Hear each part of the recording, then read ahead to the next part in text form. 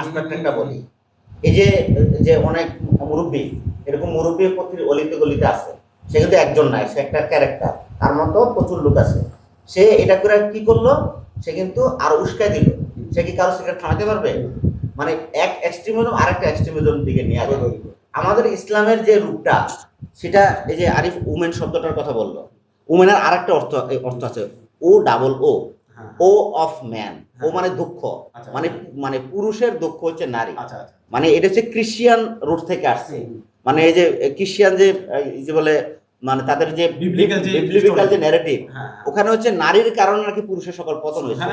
মানে হাওয়ায় ঈদ আদমকে প্রভাবিত করছে, এবং নারী হচ্ছে অচ্ছুত অপবিত্র।